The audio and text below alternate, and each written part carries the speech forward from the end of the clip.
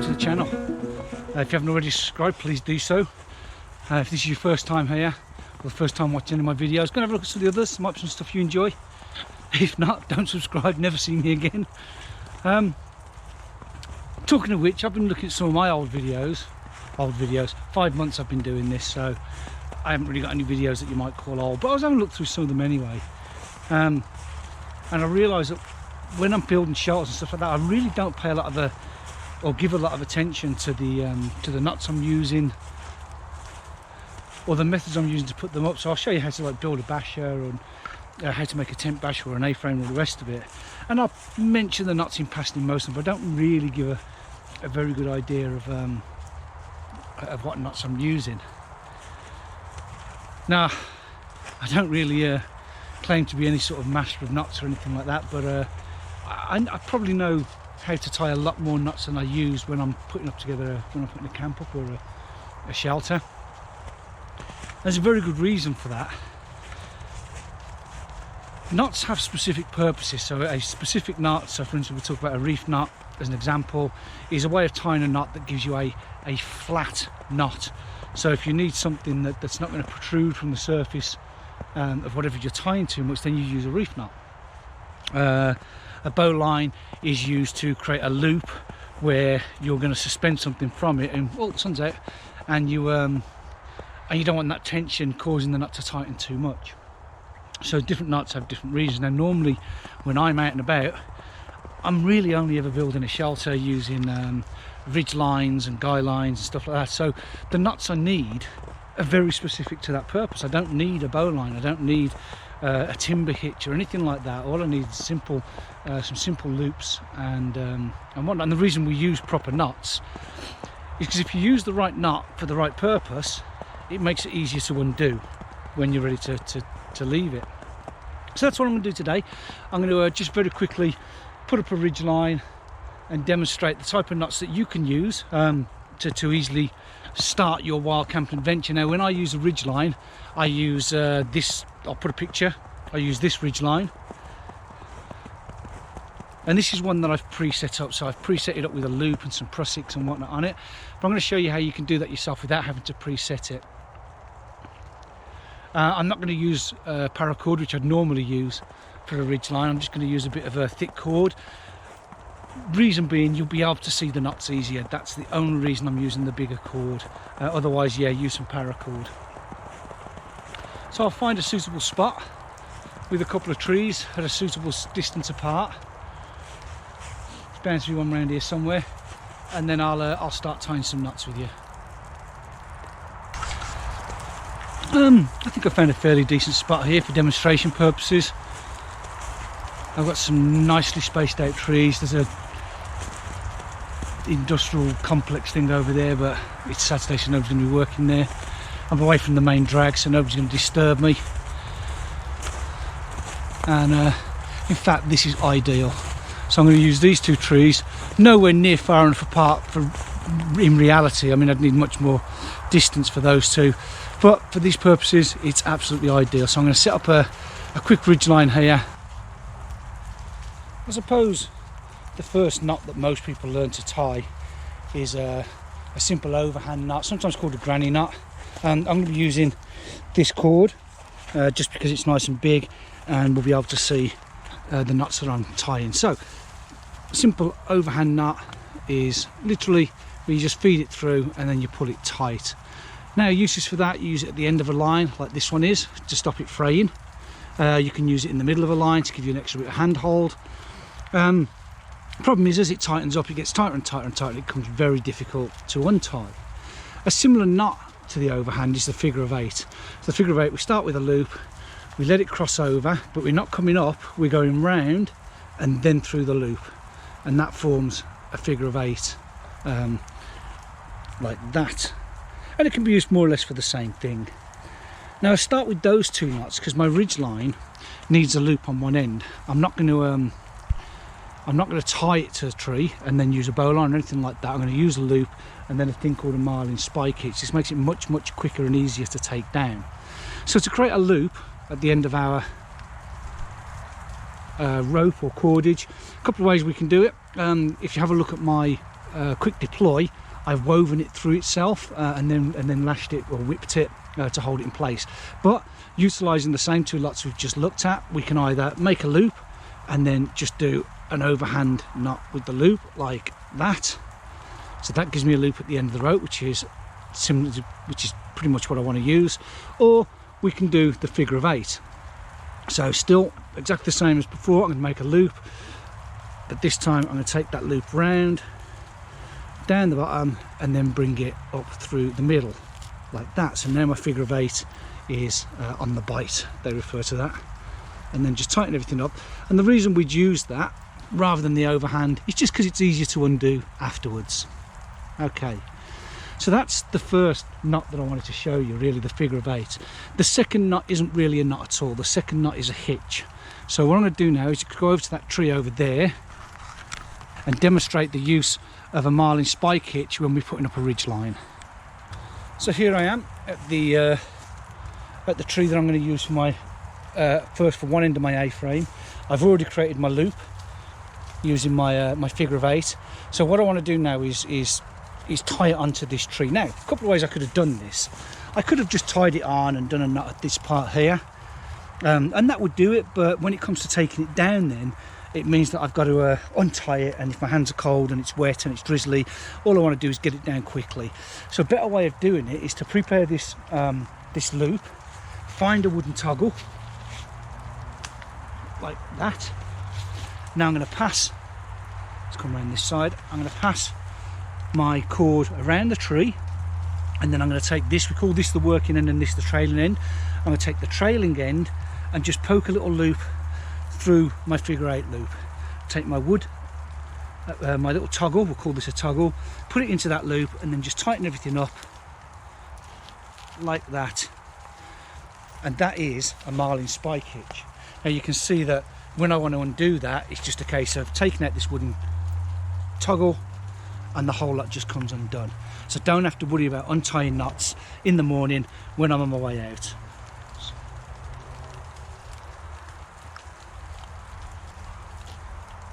So there you go, that's sort of knot number 2. Now, the next knot we're going to look at is called a trucker's hitch. This cord actually has a lot of give in it, so it's not really the best cord, or a lot of elasticity I should say. It's not really the best cord for demonstrating this on, because I can quite easily put enough tension on this cord, because it stretches, to make it nice and tight, okay? But what we may need to do is to make sure that this is tight enough to take up a lot of that stretch. So the way we do this is with what's called a trucker's hitch. Trucker's hitch because it's used to secure loads to a wagon. Now, as I said, there's so much force we can put on like this, okay? But to put even more, what we can do is we can use mechanical advantage. So what we're actually going to do is we're going to create almost a pulley, and I'm going to put another loop about here on this cord. So about here, so I'm a good foot away from the tree. I could come a lot further if I wanted to, depending on how much stretch I want to take up. If you were creating a, as an example, a rope crossing and you had climbing rope, you'd soon find that halfway along you'd be dipping in, so you'd want to take up as much of that stretch as possible, and this is how you can do it. So I'm going to come to the middle and I'm going to create another loop. Now this loop, there are ways of doing it. You can do what's called a farmer's loop, which involves all of this stuff, but we've just seen over there the easiest way to do it is to take a loop and then either an overhand knot or a figure of 8. So I'm just going to tie another figure of 8.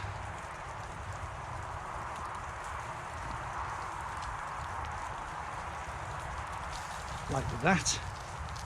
There's my figure of 8, just make sure that's all nice and tight. Then taking my trailing end, I'm going to pass my trailing end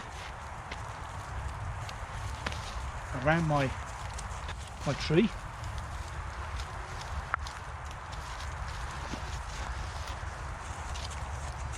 and then my trailing end goes through the loop of my figure 8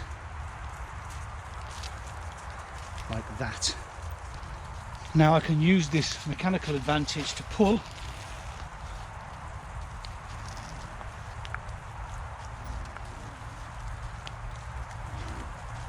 and I've got an extremely tight line. So what I've got now is this this section here where this trailing end has gone through the loop and it's stuck there, so I need to tie that off now. Now I'm going to do a slip knot, because again I want to be able to undo this easily. So I'm going to take my other hand, I'm just going to pinch this section just here, and it doesn't take a lot just to hold that in place, so I can let go of this now. Yep. Now if I were just tying that off with just a regular overhand knot, I'd pass this through here and then just pull all the cord through. Yeah, and that would give me a knot. However, if I don't pull all the cord through, if I leave that loop there, I can still tie that off like that. Except now, what I've actually got is a quick release knot. So when it comes to undo this, to take this line down, all I need to do is pull this. I'm going to let it go, so I'm going to pull it all the way out, and there we go, it's released. I'm just going to tighten that back up and retie that. So take my knot and then pass it through that bit there, and then cinch it down. I may wake up in the night and catch this line, or not know what this is, and give it a pull and undo it, and then all my shelter comes down. So we can use a toggle again just to slip that through there, tighten it down, and that isn't going anywhere. So that's the ridge line up. God, blimey, that's done some tightening up on there. I'll just roll that in, that, and cinch that down again. So a really tight ridge line now.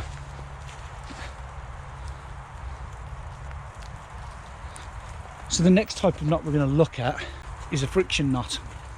So this friction knot is designed to allow something to move along the cord when you move it by the knot, but then to lock off when tension is applied from either of the trailing ends. We're going to create what's called a prusik knot, or a prusik loop, and then I'm going to fix it to this, and it's this that I'm going to use to fit my my basher to, and that helps me to tighten it up and make sure that everything's in the right place. So the first thing I need to do is cut a short length of cord. Now ideally, when you put a prusik on a line, you want your prusik to be a slightly smaller diameter than the line you're putting it onto, and that just helps it bite in. So I'm just going to go and get a short bit of cord and put it onto here and show you how to do that. To tie our loop, we can either use the overhand knot as we did previously, we could use a figure 8 again, or I'm going to show you now a reef knot. Now to create this sliding prusik knot, we need to make a small loop out of a little bit of paracord I'm going to use here, and as I said, I'm going to use a reef knot to do that. A reef knot's fairly simple to tie. You start with a simple overhand knot, or the beginnings of an overhand knot, and then all we need to do is tie that again, but make sure that when we start, so you see this one on my left goes under and this one on my right goes over. So that's how I'm going to start, with this one on the top and that one on the bottom, and then retie it and then pull the strands together, and you can see that that forms a nice little flat knot, and it gives us a loop that we can use for our prusik. I'm going to do that again. So I'm just going to start my knot as if it were an overhand, and then this time the one on my left is on the top and the one on my right is on the bottom, so I'm going to start that exactly the same way, that one on the top, that one on the bottom, tie that knot again, and there's my prusik, there's my loop ready for my prusik.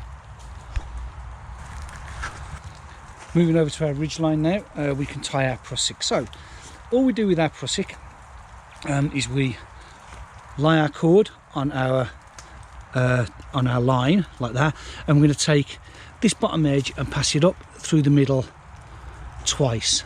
So that's once, that's twice, and then I'm just going to cinch it all up like that. So what we end up with is what looks like a little fist holding onto the rope. And the way a friction knot works is by taking hold of the knot at the top, I'm easily able to slide this across my line. But when I apply the tension from the bottom, it locks on in both directions. What this means that we can use this to apply tension along this line on something that we can move along the line as well. I'm going to use another version of this when I put my guy line in. So I'm just going to attach the other one.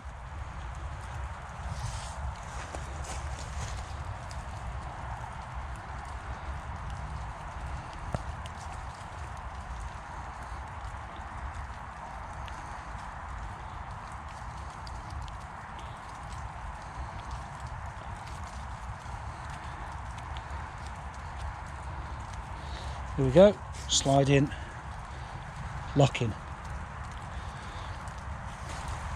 Now I'm going to attach my basher to these prussiks.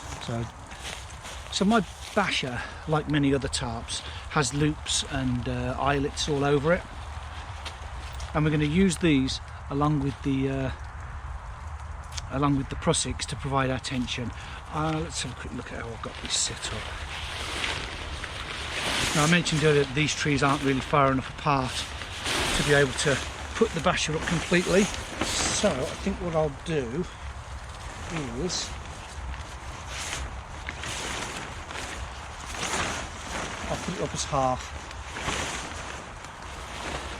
So to attach the basher to the loop, I'm going to use exactly the same process that we used earlier. I'm going to take a bit of a toggle. I'm going to take my prussik, I'm going to pass it through the loop on my basher, toggle through that loop, and that is now attached. I'm going to go to the other end.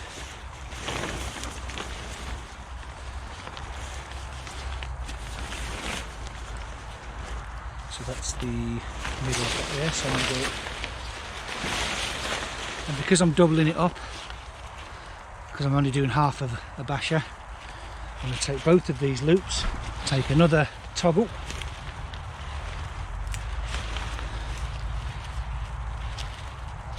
through, and that one's done as well. And now I can take my prussik, slide it along,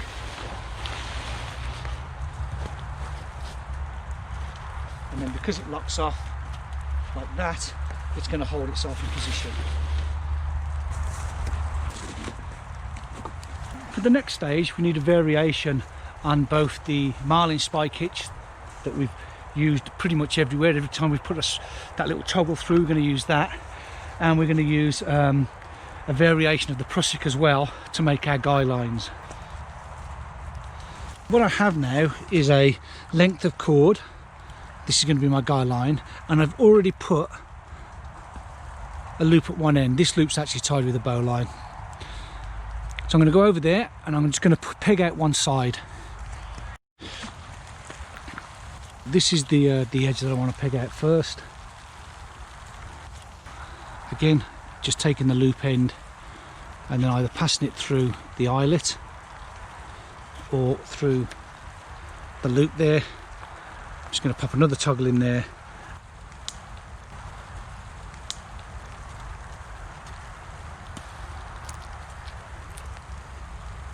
There we go, and that's going to give me my connection on that side, like that. Now for a guy line you need to be able to adjust it because you need to be able to tighten it up. So what I'm going to do is just put this peg in, loop this cord around it, and then show you where we are with that one. I'm going to put a friction knot on this line now. I want the tension to lock more that way than that way, so I'm not too worried about how I'm going that way. So I'm going to start by putting in a couple of wraps, 1, 2, and maybe even 3, depending on how much I want it to lock off. Now what I'm going to do is come in this way. I'm just going to go 1 wrap and through like that. Okay, so the whole point is now that in that direction there's not as many bites as there are in that direction. You can see that I've got it pegged into the ground. So now to tension up this peg, all I do is pull it like this,